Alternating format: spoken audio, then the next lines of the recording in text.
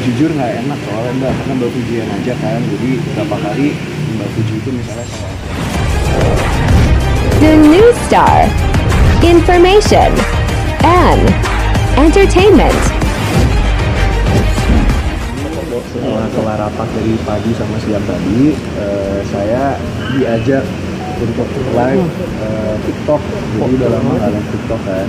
Jadi tadi baru selesai kerjaan hari ini, alhamdulillah kelar semua. Apa lah, boleh ceritain dong, sekarang jadi anggota dewan, kerjaan dari pagi sampai tidur tuh gimana sih? Jam berapa bangun sampai? Oke, boleh sejujurnya ya, mungkin di luar sana kan banyak yang menganggap katanya anggota dewan itu nggak ngapa-ngapain. Cuman ya alhamdulillah selama 4 bulan saya menjabat menjadi pejabat publik, sebetulnya ada dua siklus pekerjaan, masa sidang dan masa rises. Nah, saat ini kita lagi masa sidang, rapat itu sehari mungkin bisa 3 sampai 4 rapat.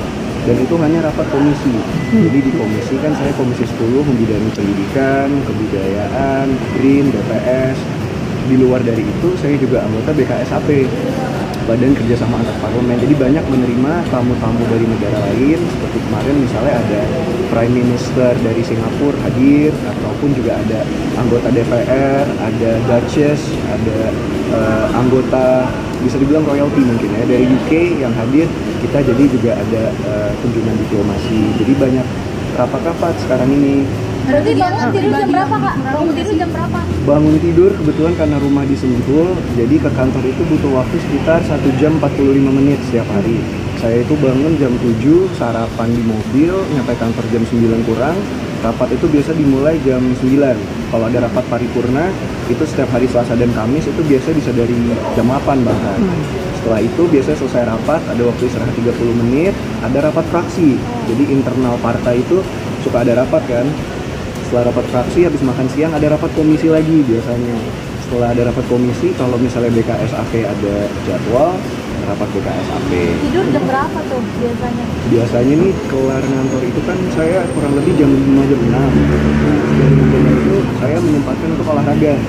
Jadi karena rumahnya di Sentul, kegiatan di Jakarta, saya olahraga di Jakarta dulu. Entah misalnya nge-gym atau badminton. Nah, baru pulang ke rumah itu jam 9, jam 10 malam biasanya. Tidur jam 12, jam 1 lah biasanya. Ada kegiatan atau hobi pribadi yang dikurangin nggak sih kayak karaoke atau? Jujur sama sekali Mbak, mungkin kalau teman-teman lihat kegiatan saya dulu pas jadi artis kan banyak entertainment ya, banyak bisa olahraga, banyak bisa jalan-jalan. Nah, kalau untuk sekarang memang waktu banyak habis kalau nggak di kantor ya di dapil, karena sekarang pun juga belum masa riset tapi ada pundapil, ada sosialisasi MPR, ada macam-macam lah. Perubahan yang paling signifikan apa sih Kak? Karena gaya udah beda ya pakai jas terus. Amin ya, mungkin itu dari yang luar ya, cuman kalau dari saya pribadi yang pasti pertama tanggung jawab.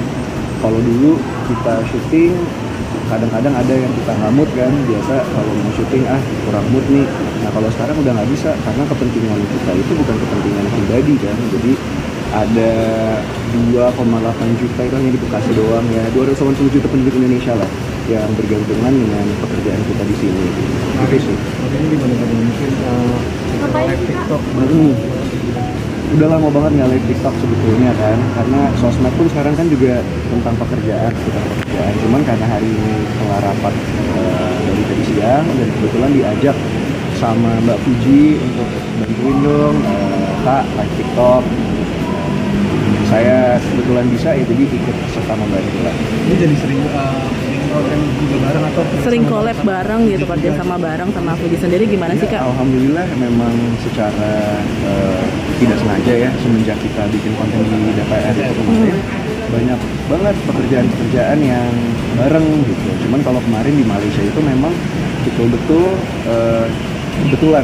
Jadi Mbak Fuji lagi ada kegiatan di sana, saya lagi ada kunjungan diplomasi bersama AIPA. Pas banget waktunya free di jam yang sama, di hari yang sama, akhirnya kita ketemuan di sana. Intens komunikasi nggak sih?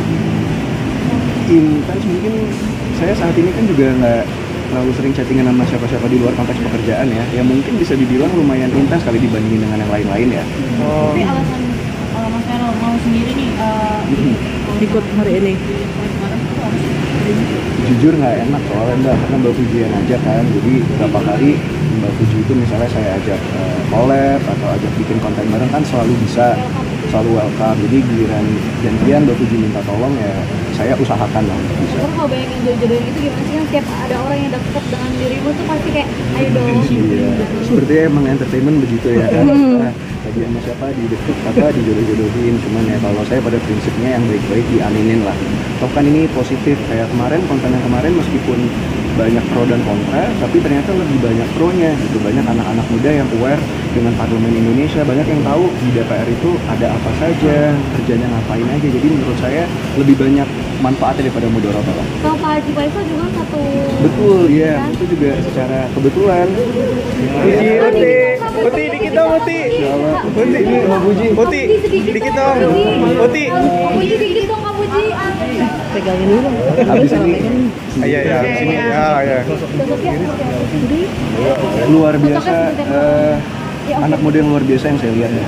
Memang kan ada yang bilang katanya semakin tinggi pohon semakin kencang angin menerpa. Mungkin itu Mbak Puji sekarang. Di luar banyak orang yang bilang macam-macam. Saya lihat dia adalah pekerja keras, berbakat, pintar. Terima kasih.